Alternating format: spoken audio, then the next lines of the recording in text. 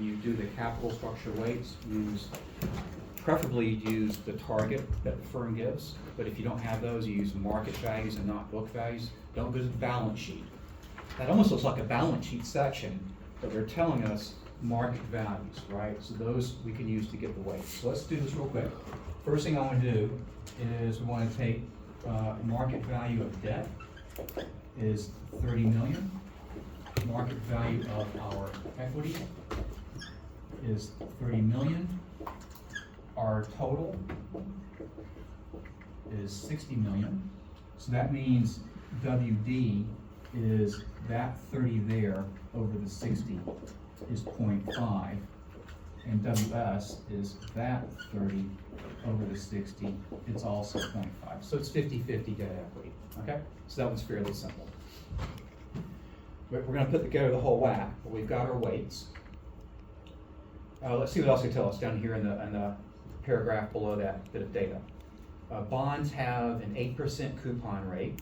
Okay, that's going to get us the payment. They're sold at par. They don't tell us anything else about, they don't tell us the maturity, how long or anything. There's a trick to this problem. So our debt.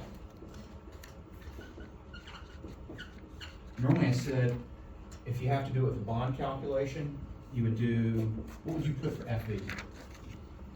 What did we do last week? FV should always be 1,000, remember that?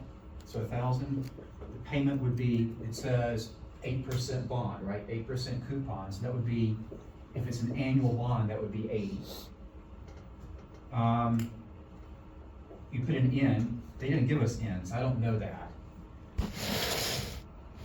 And we would solve out for I, that's going to be our RD. But PV would be a negative number, and what would I put in here? Well, they're telling us the price. They didn't give me a number, but they say they're sold at par. What's par? What amount is par? 1,000. It's 1,000. So when you sell a bond at par, you're selling it at the FV, right? So that means that whatever you have. What if you made the FV 5,000? Lots of municipal bonds have a $5,000 par. This is useless information you didn't need to know. And if you had a muni sold at par, the PV would be 5,000, right? Now, why is that important in this problem? And why didn't they give us N? They didn't need to. When a bond is sold at par, RD will equal the coupon rate. Always. So they give us incomplete information, it looked like, but they told us the important element. It's sold at par, which means the coupon rate and the yield on the bonds are one and the same, okay? So that means if this was an 8% coupon rate, it means we've got an 8% RD, or that's our yield, so 8%, okay? Yeah? Sorry, can you explain where the 1,000 for FV came from again? Just common. Just Most common. bonds are issued with a $1,000 face or par value. And it's just how most bonds are done that way. Now, a lot of problems you might get out of textbook are done with a $100 par. So it's like in percent, right? So you can do everything in percent easily on 100 instead of 1,000. But most bonds are issued with $1,000 on par. They don't have to be. We could issue a bond that's got an $8,000 par value. It would just be kind of an odd thing out there in the marketplace. And bonds are all different enough anyway, so issuers try to make them as similar so investors don't have to think about what's going on. They can see it. So they typically issue them at increments of 1,000.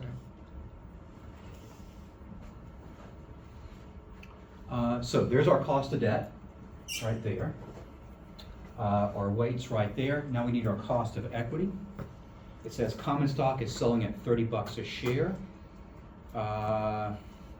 Stockholders' required return is estimated to be 12%, consisting of a dividend yield of 4 and a growth rate of 8. So all they did there is they used the DCF formula, which said RS is your expected dividend over your stock price plus your growth rate. That's your dividend yield. Dividend as a percent of stock price is the dividend yield, the return from dividends. And then this, of course, is your growth rate. So they're saying, what was it? A 4% dividend yield and 8% growth rate, so RS is 12. They gave it to us, right? They could have left the 12 out and so they didn't give us a dividend necessarily, or, actually they did, didn't they? They gave us a expected dividend of $1.20 right here. Stock price of 30.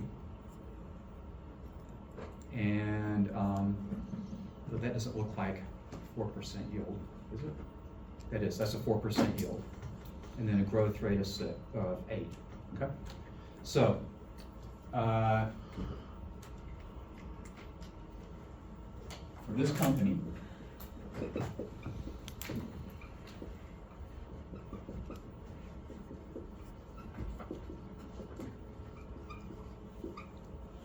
let's see.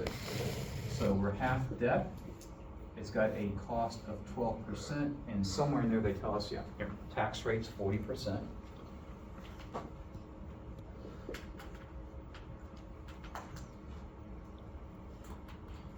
By the way, when you're working through the homework, be careful. You know, you've got a pre-tax cost of debt. That combined right there, 12 times 1 minus 0.4 is the after-tax cost, right? So don't go for, I see this on occasion, I see students go in taking 12 times 1 minus 0.4, 7.2% after-tax cost. And then they go plug 7.2 in the equation and multiply it by 1 minus t again. They're double counting for tax on there, so don't do that, right? Pre-tax cost of debt, 1 minus the tax rate. That's your after-tax cost. Half equity, was that 12? That was 8%, wasn't it?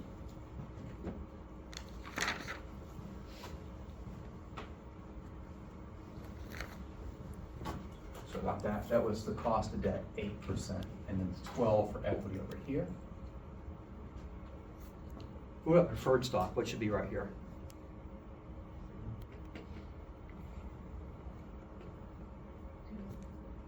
Say that? 0. I got a couple of clues, but the biggest one is I look at this right here. I've got debt and common equity. I don't have any preferred stock. This is 0. They didn't give me any information here to compute the cost of preferred stock anyway, so it's 0. There just isn't any for this firm. So let's see what we've got here. This should be 2, 4, and 6. So this is going to be 8.4% cost of capital for this firm.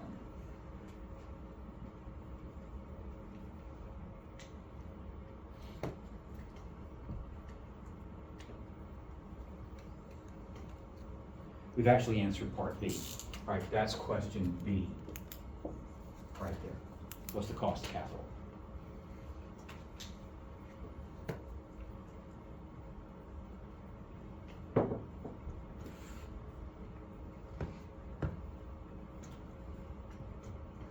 We'll come back to A in a second. Let's look at C real quick. We don't have to calculate anything. They don't give us the information, but it's just conceptual. There's not enough profit to be reinvested. Real quick. What are 2 sources of common equity? What could a firm do to raise common equity? They need to fund investments, right? Okay, let me back up. Let's look at what they're doing in the problem. During the year, the company plans to raise $30 million to invest in new projects. They need to raise $30 million of capital. So we're saying this right here is the cost of those funds collectively, 8.4%. The equity is more expensive than the debt, right? But it's a mix of the two. That's what it's going to cost them. So if they're going to raise $30 million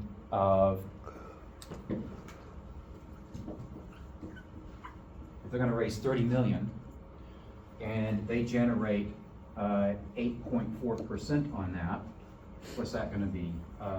$2.52 million. They've got to generate at least $2.52 million so they can pay an adequate return to creditors, what they owe them, and to shareholders, what shareholders are expecting. you know, and then some of it goes to debt and some of it goes to the equity over here. So, remember what's the cheapest source of common equity to the firm? Or let me back up. Let's look at A real quick. In order to maintain let's see. How much of this 30 million is going to be financed with debt and how much is going to be financed with equity? Right, so they need to issue some debt and they need some equity. How many dollars is this firm going to raise? How many dollars of debt are they going to have to issue? 15 million, How'd you get that?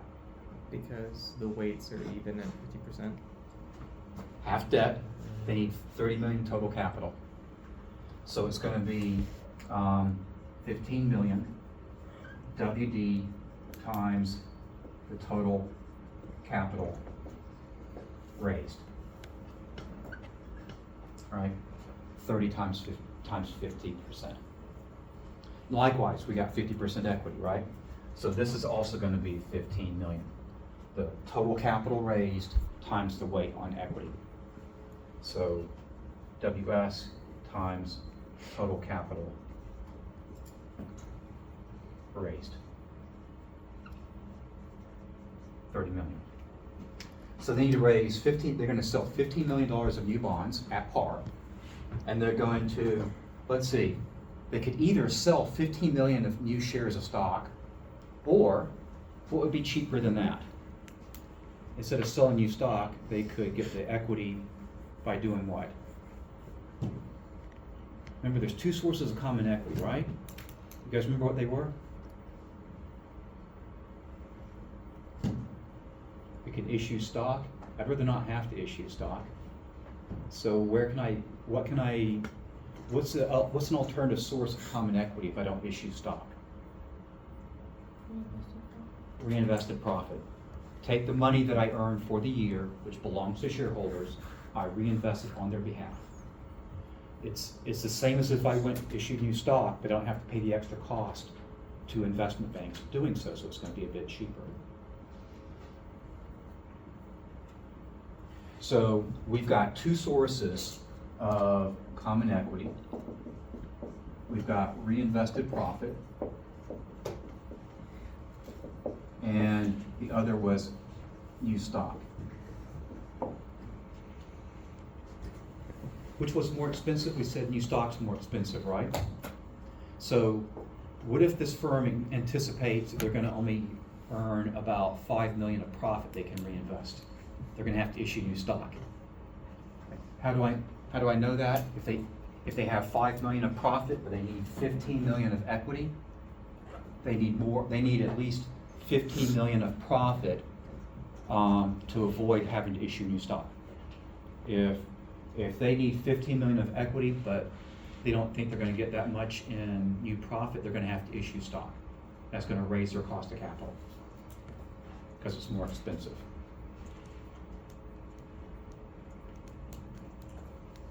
So they don't have us go through the math here. We'll see it in another problem in a minute. But if firms find that they're growing so fast that they're not going to have enough profit to reinvest to cover their equity needs, they'll have to issue new stock. And because new stock is more expensive than reinvested profit, it will raise their cost of capital, right? We'll do a problem that actually gives us some numbers behind all of that in a bit. Okay, let's look at a longer problem now. Let's go and look at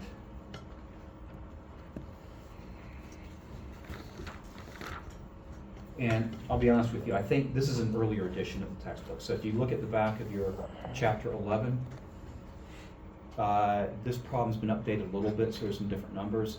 It's fundamentally the same between the two. So we'll just use this one that I've got a PDF copy of. Let's look at the mini case real quick. All right, so let's work through, not the whole thing, but let's work through parts of the mini case here.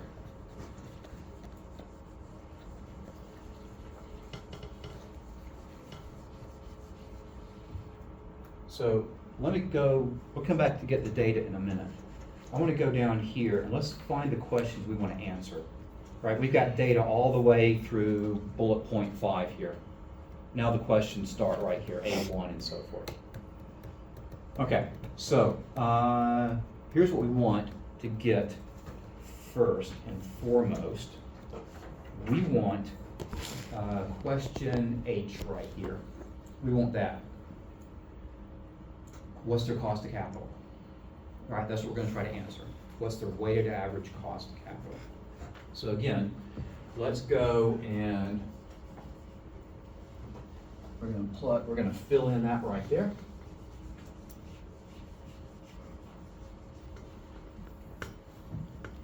Now, in this problem, we're going to have debt and equity, and we're going to have preferred stock. We're going to have all three elements in this one, okay? So with that in mind, let's go back. So we need the capital structure weights, all the W's, the cost of debt, RD, the cost of preferred stock, RP, and the cost of common equity, RS. We need all of those elements. So let's go back and see what we've got. In fact, let's see. That's what we're going to look for here. With A, we're going to get the cost of debt. So let's see. First thing you have up here, tax rate's 40%. Okay? So the tax rate 40%. And then they tell us Harry Davis has 12% coupon, semi-annual, non-callable bonds with 15 years remaining to maturity at a price of $11.5372. New bonds could be placed, we're going to assume, with the same characteristics but no flotation cost. Okay? So what do we do here? We're going to go and work out our bond amount. So FV would be 1,000, just out of convention. Payment, remember, is FV times our coupon rate times the number of payments per year. Since this is semi-annual, that's going to be 2. And they tell us that this is a 12% coupon. So $120 a year in coupon interest, $60 every month.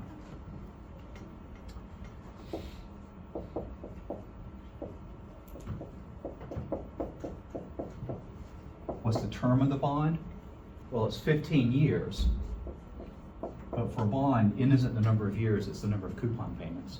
So if there's 2 payments a year, 15 years, we get 30 coupon payments.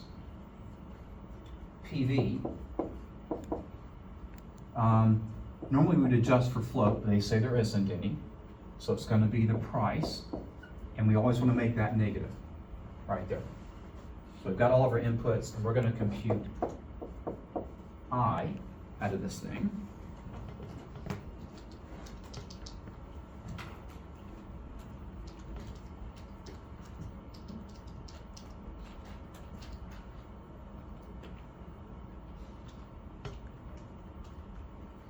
Okay, so that is 5%. What did we do last week? When you compute I and it's a semi-annual bond, what do you have to do to get the actual cost, the pre-tax cost? That's not it right there. You have to, this is for 6 months, so we're going to multiply it by our payments per year. So multiply by 2, we're going to annualize it. That's going to be 10%. That's our RD. So there's our cost of debt right there. Okay? RD is 10%. Just put that thing in here. So RD, and we know the tax rate is 40%. Take care of that.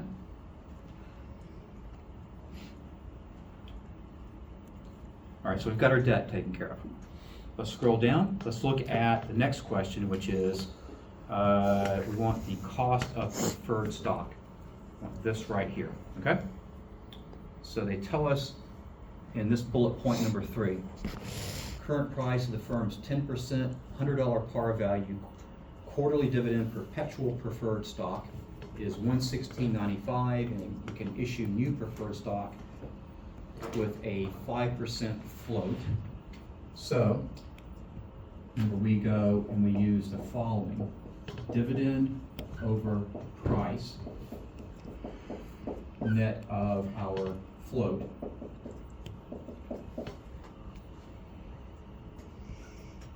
So let's see. How much is the dividend? I need a dollar amount, right? So how do I get, what's the dollar amount for dividends in a year?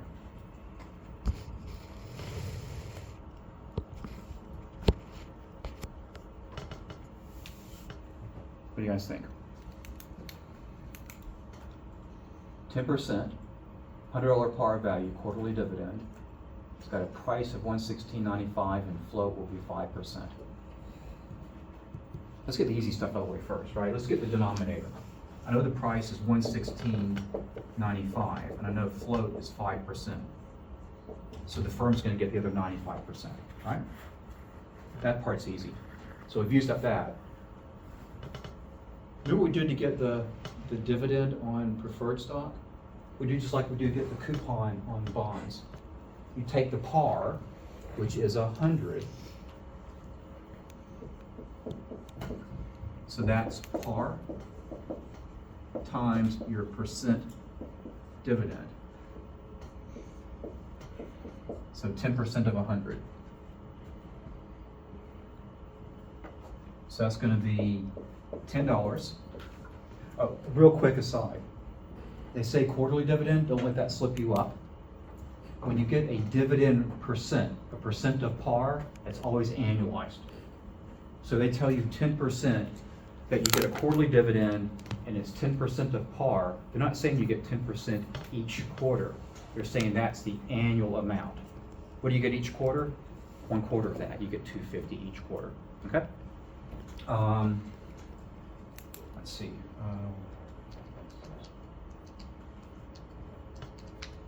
This is 111 here. So we're going to get 0.0949% for the cost of preferred for this company. So there's that data point.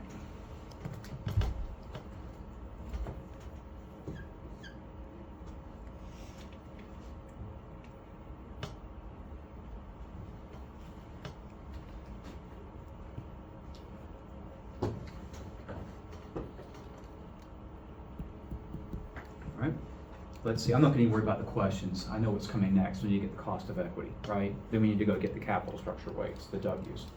Let's get the cost of equity here. In fact, let's do this for right now.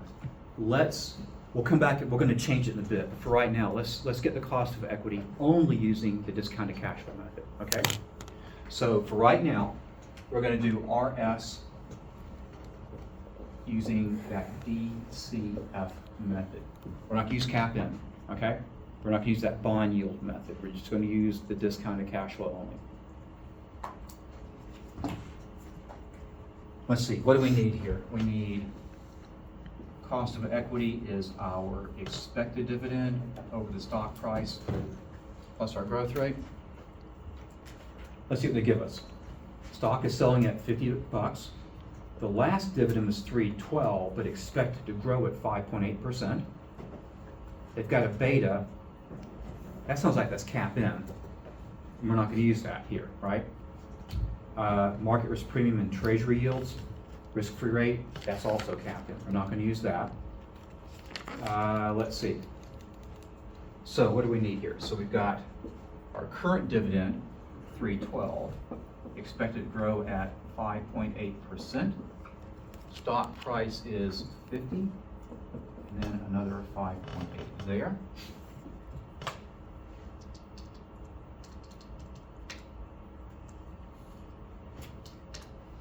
So that is going to be 0.066, that's the dividend yield, and the growth rate is 5.8.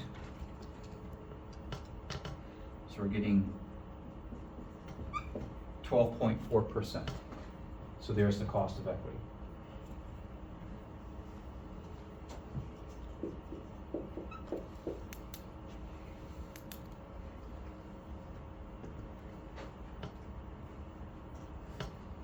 All right, let's go find our capital structure weights.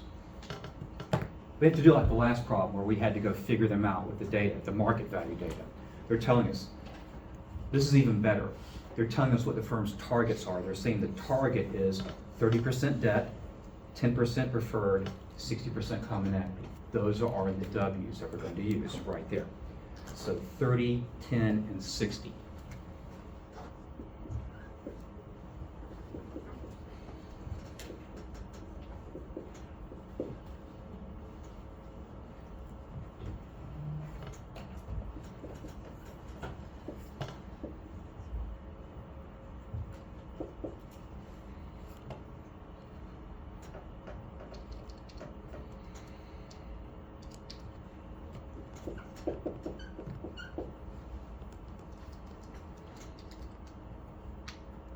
Okay, so we get 10.14%. There's the cost of capital for this firm.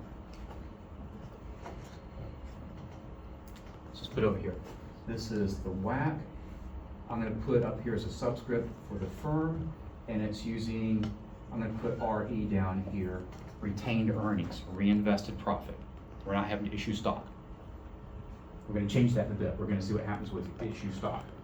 It's going to be more expensive. We're going to quantify it.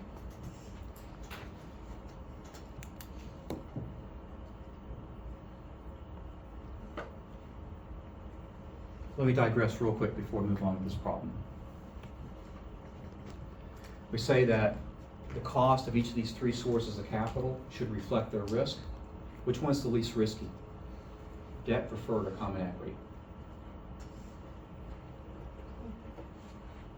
Who gets paid first? Preferred. Debt. Yeah. Creditors always get paid first. Who gets paid last? Common. Common equity. That tells you which is riskiest and which is least risky. You get paid first, least risky. Get paid last, riskiest. So the least risky, debt. The most risky, common equity. In between is preferred stock. Now, why is that important to know with this problem? Less risky should have a lower return. Riskiest should have the highest return. Somewhere in the middle should have somewhere in the middle in return, right?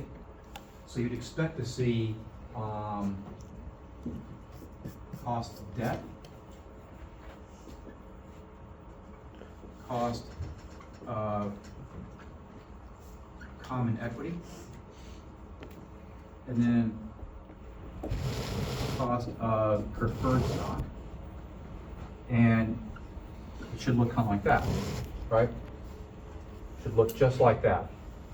Let's see, I get 12.4 over here, and that's higher than any of these.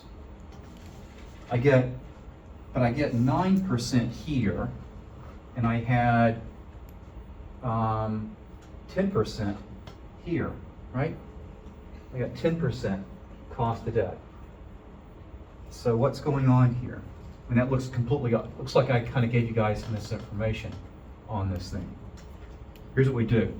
The after-tax cost of debt.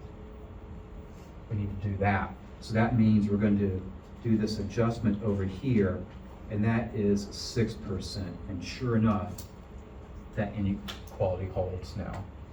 So when you look at this relationship, what you're really comparing is the after-tax cost of debt to these other costs. Why? Because these other are already after-tax. You need to put them in a level playing field. Right? This is with after-tax dollars. This is with after-tax dollars.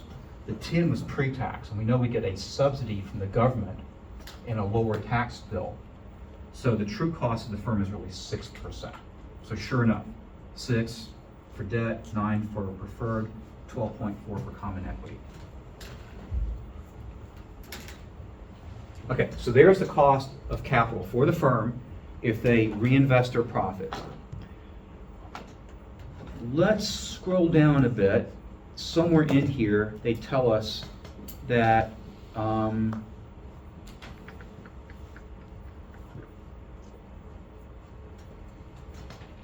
actually, no, let's do something else first.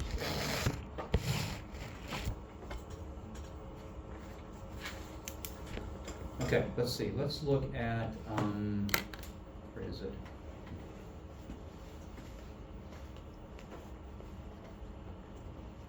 Okay, let's look at E2 right here. What if they didn't give us the 5.8% growth rate right here? Right, that was given to us. Or put differently, where might they have gotten the 5.8 from? So let's look at that.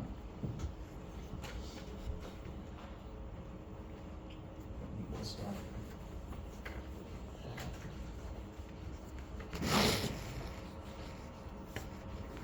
What are some of the ways we can estimate growth rates?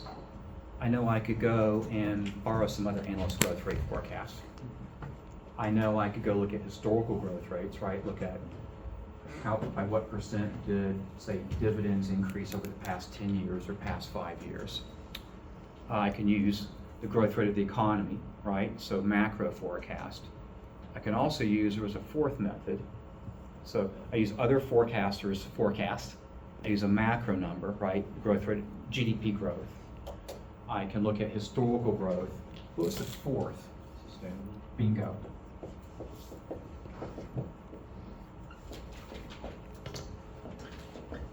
That's that G star we had done before. And so G star, remember, was ROE times the reinvestment rate, The percent of profit we're plowing back into the firm. Let's see. They're telling us historically the firm has earned 15% ROE. And they have paid out 62% of earnings. So that means the other 38% Was reinvested, right? It wasn't paid out, it was reinvested. We want the reinvestment amount in there. So in that case, 38% of 15 is going to be 5.7%. That's pretty darn close to our 5.8, right? I might be kind of worried if this number was substantially higher or something right here. So those are pretty close numbers. Somebody might have used something close to the sustainable growth rate to get the 5.8 that was given to us in the problem in the first place. Put differently, maybe they got it from a macro forecast, but we might ask ourselves, is this sustainable for the firm? And yep, it looks like it kind of is, right? It's only 0.1% higher over here, not much. All right, let's see, let's go now and look at, so that's the whack with reinvesting our profit, okay? What would happen if we didn't have enough profit to cover our investment needs and we had to issue new stock? We had to issue common stock. It's gonna be more expensive. Let's recompute the whack, assuming we have to issue new stock, okay? So let's put this down here. So this was whack with retained earnings. Now we're going to do the whack with new common stock.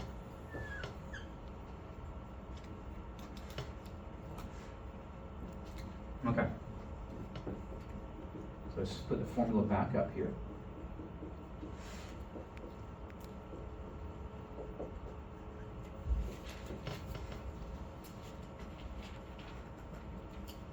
I'm not going to plug every value in. Well, actually, let's do it. Capital structure weights aren't going to change because we run out of retained earnings and have to issue new stock. That's still going to be the same 30, 10, and 60%. It won't change our cost of debt or our tax rate. That's going to be the same. So that 1.8 is still going to be there. Oops. It also won't change our cost of preferred stock. So that's going to stay at 9. The only thing that's going to change at all is this last piece over here on the end. It's going to change the cost of equity. That is it, right there. It's going to change that. Okay? That's the only thing. That's the only difference between this guy and this guy down here. And that's why I said let's use this method only to get the cost of stock up here. So let's see what they say. This is question, let's see, question O.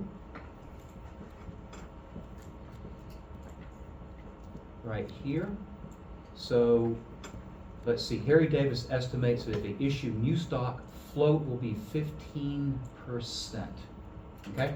Let's ignore part 2 down here. Float will be 15%. So, cost of new common stock. So we're still using that DCF formula, but it's now going to be our price times 1 minus that float, right? We're adjusting for float. That's the only difference. So that means the dividend is going to be the same. Our growth rate is going to be the same. Same stock price, but now a portion of it's going to be carved out, go to the investment bank, and they're going to get 15% of it. Right, it's going to look like that.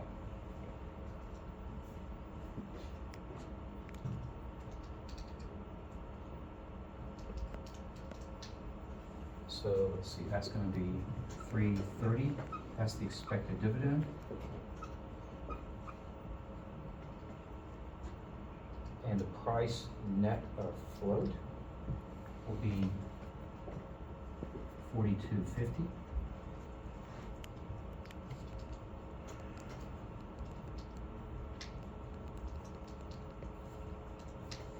And that's going to give us 13.6%. It raised it up a bit. It was 12.4, now it's 13.6. Right, it's an extra 1.2% higher because of the float basically made it more expensive, right? The investment banks charge. So that's what we're going to do. We're going to put the 13.6 over here in this part right here.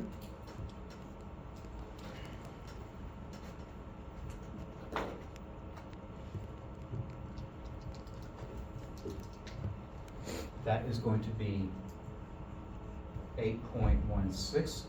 Had been 7.44 here, right? The weight times the cost of equity. Now it's gone up.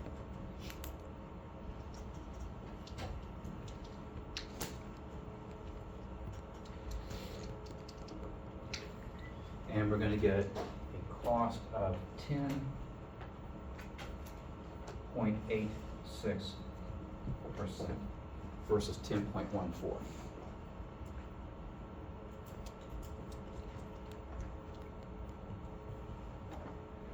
So that first problem we did, where conceptually they asked, like, what happens if that issue new equity or new common stock is going to raise your cost of capital, it's going to make things more expensive.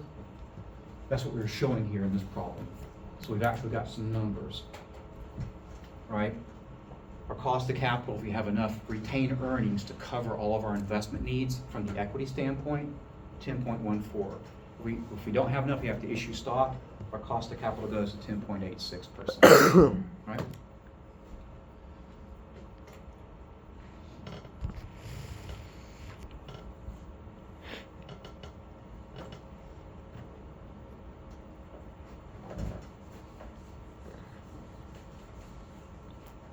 I'm going to throw something in here that they don't have in the mini case.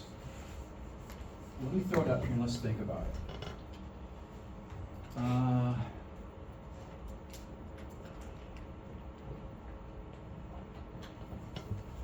Let's see. The firm needs to raise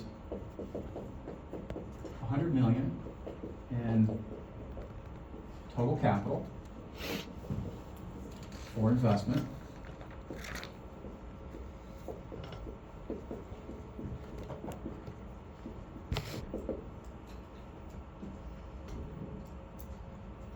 So there's one bullet point. And then the firm expects to reinvest $40 million of profit. So the question is the WACC 10.14% or 10.86%? So there's the question. And all you've got is the work we've done there. Actually, don't even need this. What's over here and the extra two pieces of information that I've given here. So let's see if we can answer this thing. What did we do in that earlier problem? We said we needed 30 million of capital and half was debt, half was equity, so 15 million of each. Let's do the same thing here. So if you've got 100 million in capital and we multiply by WD, which is 30%, that means 30 million of new debt, okay?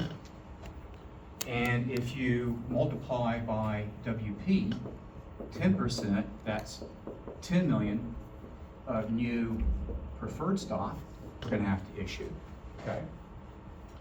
And then that means if you multiply that by WS, 60%, you're gonna need $60 million of new equity, okay? So we've really answered the problem now. Which of those two numbers?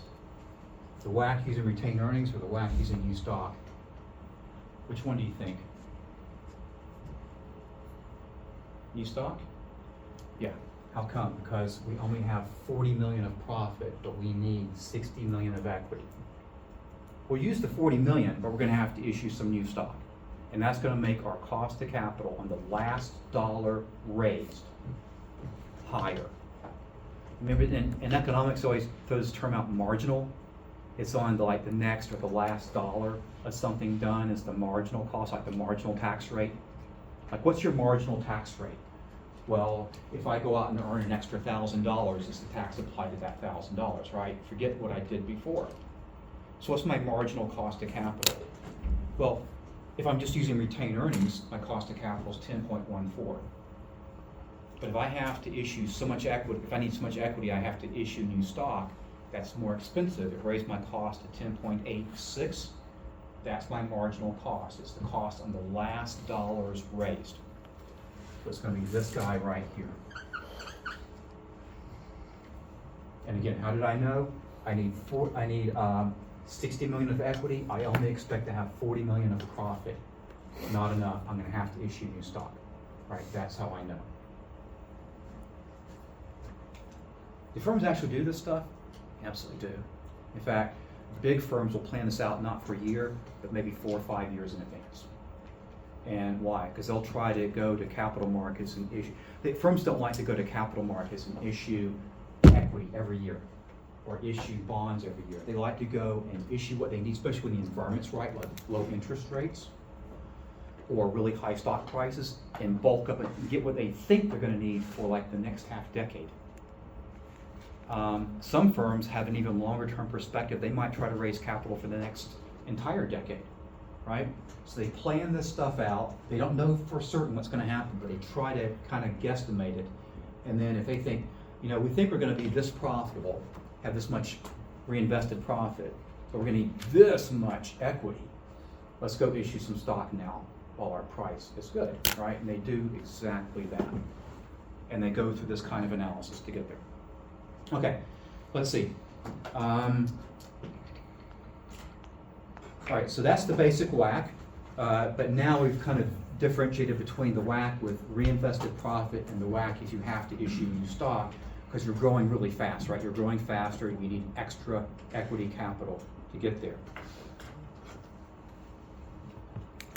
And again, which kind of firm is more likely to have to face this number right here than this number right here? Think about the life cycle. A growth firm or mature firm? Growth, right? Because they're growing fast. If you're growing slow, if you're a mature company, it's generating lots of profit and you're growing really slow, probably retained earnings is everything you need. You probably don't need to issue new stock. You know what? They seldom do. In fact, they tend to buy stock back instead of issuing stock. Who tends to issue more stock in order to fund growth? growth companies. They tend to do that. We'll see that as we get through the course a bit further. All right. One of the things I said when I kind of outlined where we're going in this chapter, as I said, we're going to spend most of our time computing the cost of capital, focusing first on the components. That was last week, and then putting it all together like this. We'd look at some of the nuances of getting the estimates for each, like the growth rate and stuff like that. But then I said, it turns out the only time you ever use these firm level numbers are when you are valuing the entire firm or comparing the ROIC for the firm to the cost of generating that for the firm. You're looking at the firm as a whole, right? I'm going to do a little bit of hypothetical over here, conceptual. Then we'll come back to this problem and we'll put some numbers on the board.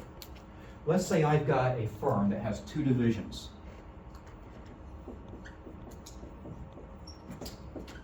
So I've got division A and B in this hypothetical firm of mine. Let's find one for the numbers.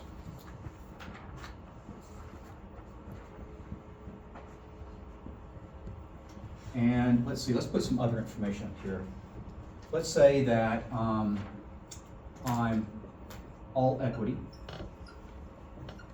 meaning that WS is 100%. No debt, right? No debt, no preferred stock. So my cost of equity is my cost of capital, okay? You guys see that? If WS is 100%, RS is your cost of capital. So we're making life a bit easy right now. Let's see. Let's also say that I've got a risk-free rate of 5% and a market or equity risk premium of 6%. So those I need right there. I'm going to use CAPM, okay? I'm going to use CAPM to get the cost of equity and the cost of capital. So let's put it over here. We're going to do this. Risk-free rate plus beta times our market or equity risk premium. So I know that's 5, and I know that's 6. If I have a beta, I can work this out, and I'm done. Let's do this for the,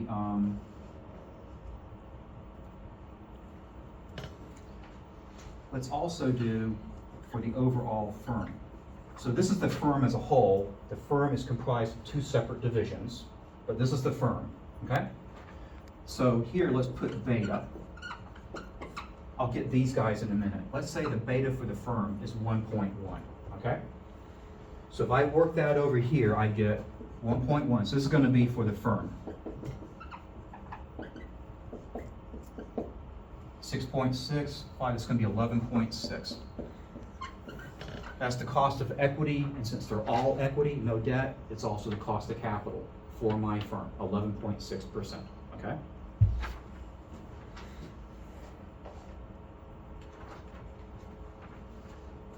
Let's see, but my 2 divisions, let's say that the betas are 2, considerably riskier than the firm, and 0.5, considerably less risky than the firm, okay?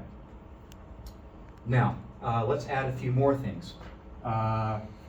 Percent of firm. In other words, how much of the firm is comprised of Division A and how much is comprised of Division B? So let's say they are respectively 40% and 60%, okay? 40, 60.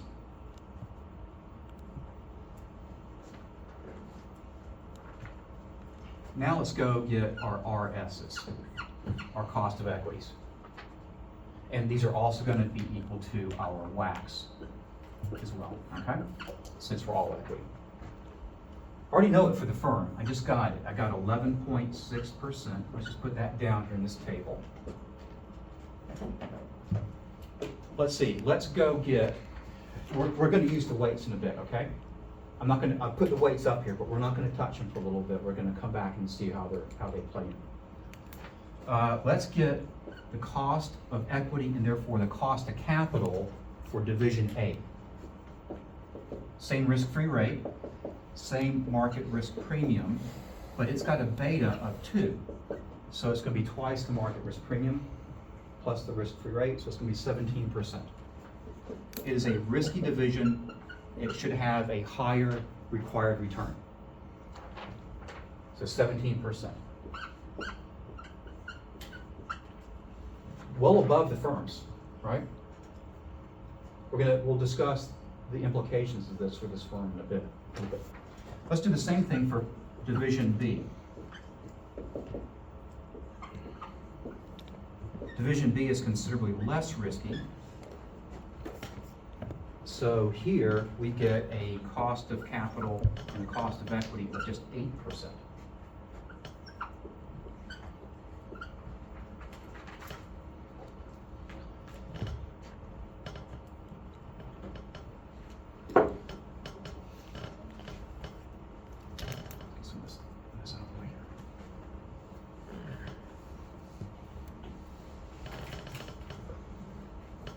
I'll let you guys kind of catch your breath. You can catch up there while I get this cleared up.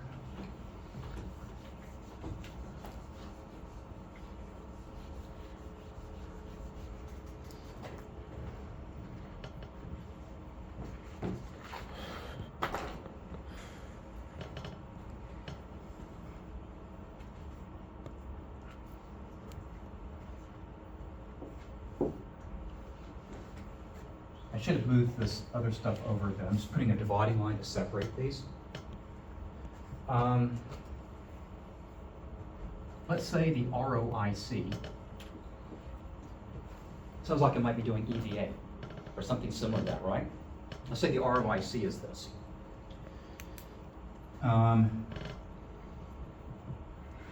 Let's say that it is 15% for Division A. It's 10% for Division B, and it is 12% for the firm as a whole. Now, I don't have the amount of capital, so we really can't completely compute EVA. But if I had, like, if I said, is EVA positive or negative, I think you have sufficient information, right? Let's look at the firm as a whole. Is the firm adding to shareholder wealth? Is it doing good by shareholders? What do you guys think? They have a return on capital of 12% and a cost of capital of 11.6. They're earning more than the capital costs them. Their EVA is positive right here because ROIC is above the cost of capital, right? Now, let's think about something. Lots of companies do this and it's incorrect. Lots of analysts do this and it's incorrect. If a firm is multi-division and somebody went and computed the return that a division earns, and they compared it to the firm's cost of capital, you see what's going to happen? If I compared that number to the overall firm, Division A's return to the firm's cost of capital, A looks good and B looks bad. Maybe I give a bonus to Division A's manager and I fire Division B's manager. But it's not quite right what I just did because I shouldn't be comparing them to this number. Why? Because A's riskier and they should earn a higher return. And B's less risky and it's okay they're earning a lower return because they're less risky, right? So what I need to do is compare the returns that are required for each division, given their respective risk, to the returns they actually generate. So for A, they need to earn 17%, they're only earning 15. A's not cutting it. Maybe they need to fire Division A manager. And Division B needs to earn 8%, they're earning 10. They're actually doing better. So when I put the analysis in the proper context, I compare the returns of each division or that they generate to what they should be generating at a minimum. A looks bad and B looks good, right? You can kind of graph it out and look at it like this.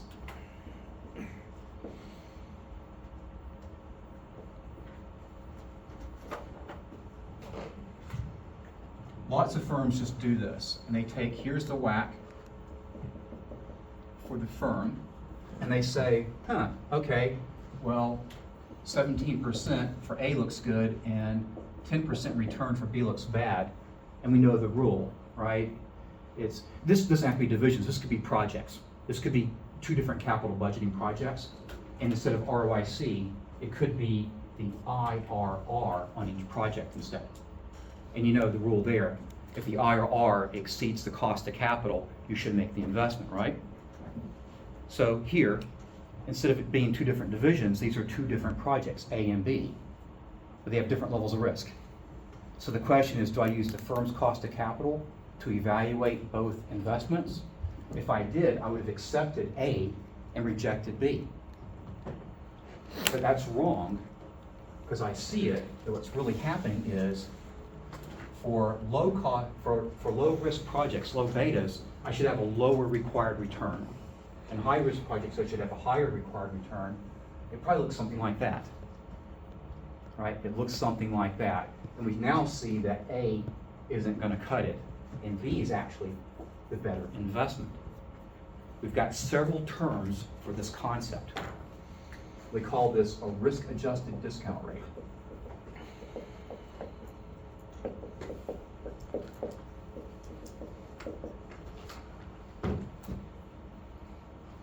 Your book uses that.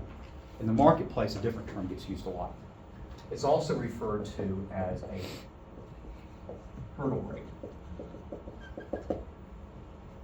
So the hurdle rate is the rate that a capital budgeting project should earn. That is, the IRR should be equal to or above the hurdle rate, the rate specific to that project and not to the firm as a whole.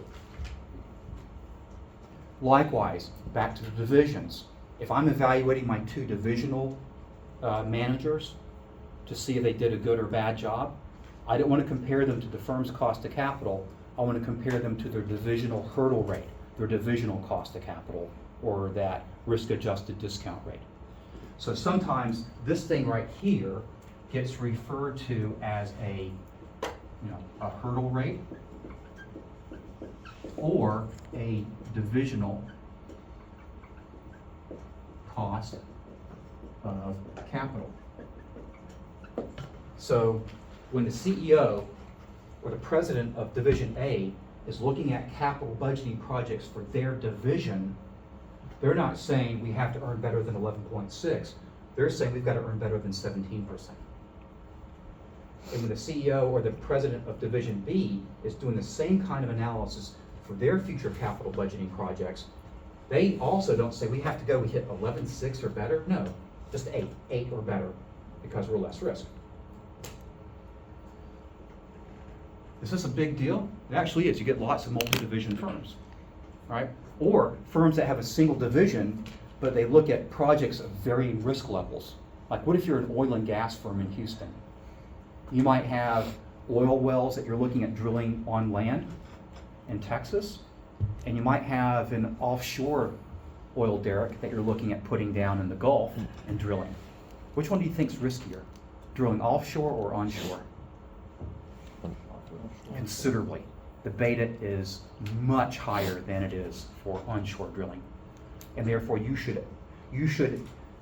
don't want to use the same required return for both onshore and offshore projects. You want to use a higher required return for the offshore project than the onshore, and this is how you do it, right here. Now, what if you had debt? I didn't have debt, we had all equity. What if you had debt? Well, you could throw that in along with your capital structure weights as well. There's a couple possibilities. If I have debt and maybe preferred stock, I might say we're going to use it, the firm's going to raise debt for every division. So it's the same cost of debt throughout the firm in each division, right? That's a possibility. And we use the same capital structure weights everywhere. That's possible. Some firms don't do that. Some firms say, no, we're going to take the riskier division because it's riskier. We're going to use less debt and more equity because more debt's going to add to the risk. And they say the less risky division, we can pile in some more debt and get the tax advantages there. So we use more debt in the less risky division. So you could get a situation where the capital structure weights, the W's, vary by division, right? Usually the case is where the riskier division has less debt and the less risky has more debt because they can tolerate more risk in there, right? which would how would you know which? You just have to look at the problem. So let's do one last thing. I think we've got some time to do it. Let's look back at this mini case, and they tell us up here, Harry Davis is interested in establishing a new division. Now, first off, when you hear new division, that usually means something riskier. Quite often, not always, but usually. Let's see, following characteristics. It's going to be 10% debt and 90% common equity. No preferred stock, right? No preferred, and the weights are different than what I erased up there. So I erased everything on the board, but we have different capital structure for this division. Cost of debt is 12%. We had 10 for the other, right? But if you're risky, you probably have a higher borrowing cost. They have a beta of 1.7. So let's do this. Let's go back real quick, and let's try to quickly go. I'm going to try to remember the numbers I had up here. But for the cost of equity, let's use the cost or the CAPM model to get the cost of equity and not the DCF method, okay? So I'm going to do the WACC for the firm using CAPM. So that was 30% debt, 10% preferred, 60% equity. That's our tax rate. Let's see. I think we're going to come back and get the cost of equity here. That was 9%, and this was 10%, I think. So 18.9. Let's see what that number is over here. It's 13.6. 13.6? Okay, so 1.2 beta, right? Market risk premium 6 and 5. So let's just put over here so everybody's got it. So we've got risk-free rate is how much? 5.6. Beta 1.2. Market risk premium is our, was it 6? Okay. And what'd you guys get? What'd you say? 13.6. 13.6? Okay, perfect. So 13.6 there. Remember we originally had 12.4 with that other method that we used? So it's different method, a little bit different number, but not terribly different. All right, let's see what we get here. So 13.6 times 0.6 is 816. Let's add these guys in. We're going to get 10.86. Right, a little bit higher with this other method. Now let's go back and let's do the same thing. We're going to get the divisional cost of capital. Right, what does the manager's new division have to earn? What's their hurdle rate on new projects? So let's set up the WACC first here.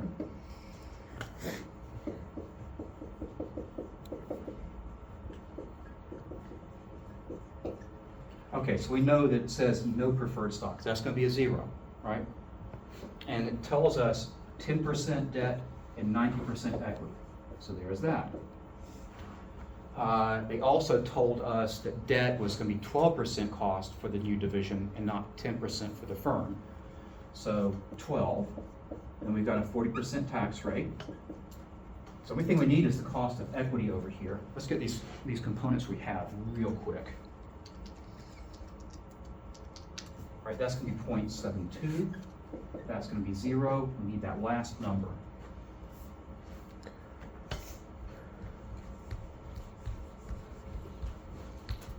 That, let's see. Let me scroll down so we have the number here in front of us. Beta is 1.7. So this is the firm. This is the new division. Right here, 5.6 risk-free, 1.7 beta, 6% risk premium.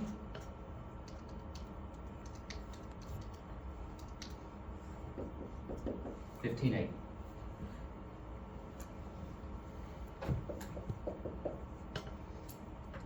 That's 90% of their capital. And so we're going to get 1494. Yep, it's a lot higher versus, so there's the firm. If we want to value the firm or see if the firm's done well, compare its ROIC to for the overall firm, 1086. If I want to evaluate what kind of return does this new division have to earn, it's got to earn above 14.94. That's the hurdle rate for that division in this firm. It's a concept that's not stressed that much, but I don't know why. And then I think you get a lot of people coming out of business programs, they use the same cost of capital for everything inside of a firm. And what happens is, that graph that I erased, you end up taking riskier investments because they have higher expected returns. And avoid the less risky stuff gets us lower returns. But that's only because you're comparing to a constant cost of capital instead of one that adjusts with the risk of the investment. Right? If you do that, you might actually pick more low-risk investments and fewer high-risk investments. So it tells us there might be lots of firms misallocating capital, right? And if they're doing that, they're probably going to earn returns overall for the firm that are below their cost of capital. We've got a good reason why some firms underperform. They're not doing the initial analysis correctly when they're trying to set things up, right? They're using the same cost of capital in all of their analysis. So they pick high-risk investments, they avoid low-risk investments, right? That might otherwise be good. Okay, let's see. What's next 3 chapters we have starting Thursday. So we've done everything in this one now. They're all capital budgeting. So evaluating new investments or new projects. That's all we're looking at now. That means if we were doing that, we would be using a divisional or a project cost of capital if we're evaluating a new project, right? A hurdle rate. Those chapters, the authors are going to say the WACC is this amount. So when you're in the other chapters, just keep in the back of your mind, it's the project WACC, the project hurdle rate. It's not the firm's cost of capital, okay? Keep that in mind. But we're going to be doing 3 chapters looking at different aspects of capital budgeting. So we're going really in depth in that topic. Thursday, we'll start back with the stuff you guys have had, NPV and IRR, all that stuff. Go back over it, and then we'll add some new measures in. Then we'll look in the cash flows and look at some nuances of putting the cash flows together. Then we'll look at options that a project may have and see how to adjust for those. Okay? All right, let's go ahead and get out of here. Call it a day. Check that see you out. back on Thursday. Look, I've gotten good. I started color coding everything. Huh? Hopefully. And then I put timestamps on when he starts problems. So if I want to go back to details on certain problems.